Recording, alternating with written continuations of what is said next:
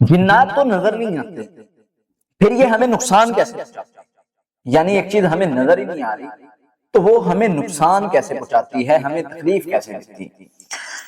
سب سے پہلے یاد رکھیں کہ جنات ضروری نہیں ہے کہ جنات ہمیں نظر آئیں تو نقصان دے سکتے ہیں، نہ نظر آئے نقصان نہیں دے سکتے، نہ ہمیں جراثیم نظر آتے ہیں، ہمیں ہوا نظر آتی ہے، محسوس ہوتی ہے نا، ہمیں آکسیجن جو ہم لیتے ہیں وہ نظر آتی ہے، فیل کرتے ہیں، وہ ہمارے اندر جاتے ہیں، اس کی وجہ سے ہمارا نظام چل رہا ہے، وہ رک جائے ہم جو ہے وہ وہیں پر رک جائے ہماری زندگی۔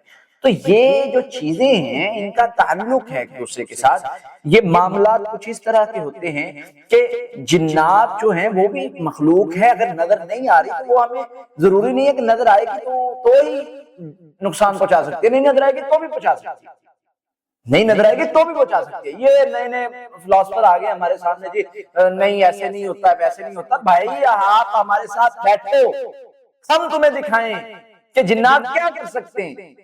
اللہ کا قرآن بتا رہا ہے، تم اس کو نہیں مانتے۔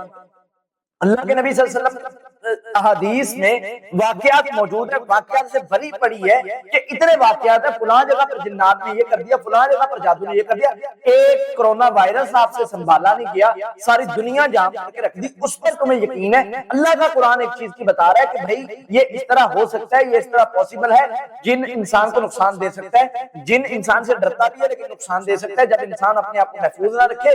نبی صلی اللہ علیہ وسلم نے بتایا، واقعات موجود ہیں، سارا کچھ ہونے کے باوجود اگر تو نہ مانے، تیرے دماغ میں یہ بات نہ آئے، پھر اس کا ذمہ دار تو ہے۔ پھر وہ جو ہوتے ہیں نا کہ ان کے لیے، ان کو اللہ تعالیٰ نے قرآن میں کہا ہے ان کو یہ گونگے بھی ہیں، بہرے بھی ہیں، اندھے بھی ہیں، ان کو کچھ نظر آنے والا نہیں۔ بظاہر چیزیں نظر آ رہی ہیں، بظاہر دوسرے معاملات ہو ان کو آپ یقین کر رہے ہو، لیکن جب باری آتی ہے اس کی قرآن و حدیث، اور قرآن و حدیث میں جو غیب کی چیزیں بتائی گئی اس پر تمہیں شک ہونے لگ جاتا ہے۔ اور باقی رہی بات نقصان پہنچانے والی، اس پر ویڈیوز بھی موجود ہیں، اس پر آڈیوز بھی موجود ہیں، اس پر تجربات بھی موجود ہیں۔ میرے سامنے سینکڑوں ایسے تجربات ہیں جن نے کوئی نقصان پہنچایا، وقتی طور پہ پہنچایا، بندے کو نقصان پہنچا اس طرح سے۔ باقی کیسے پہنچاتے ہیں، یہ ایک اللہ تعالیٰ نے ایک انسان اور مطلب ان مخلوقات کے درمیان پردہ رکھا ہے۔ اِنَّهُ يُرَاكُمْ هُوَ وَقَبِيلُهُ مِنْ حَيْثُ لَا تَرَوْنَهُمْ، وہ اور اس کا قبیلہ وہاں سے دیکھتے ہیں جہاں سے تم نہیں دیکھ سکتے، تو وہ تمہیں دیکھ سکتے ہیں، تم ان کو نہیں دیکھ سکتے۔ شیشہ لگاؤ ہمارے کمرے میں اور باہر سے ہمیں نظر آ رہا ہو، اندر بیٹھا باہر والے کو نہ نظر آ رہا ہو، اس کا مطلب ہے کہ ہم اس کو دیکھ سکتے، وہ نہیں ہمیں دیکھ سکتے۔ تو اندر والے کے لیے حملہ کرنا باہر والے پہ آسان ہوگا، لیکن باہر والا ہی اتنا سیکیور ہو کہ اس پر حملہ اثر ہی نہ کرے تو پھر کیا ہوگا۔ تو اس طرح کچھ چیزیں ہوتی ہیں، تو ان کے حوالے سے ہم نا مطلب ہمیں دیکھنا ہوگا۔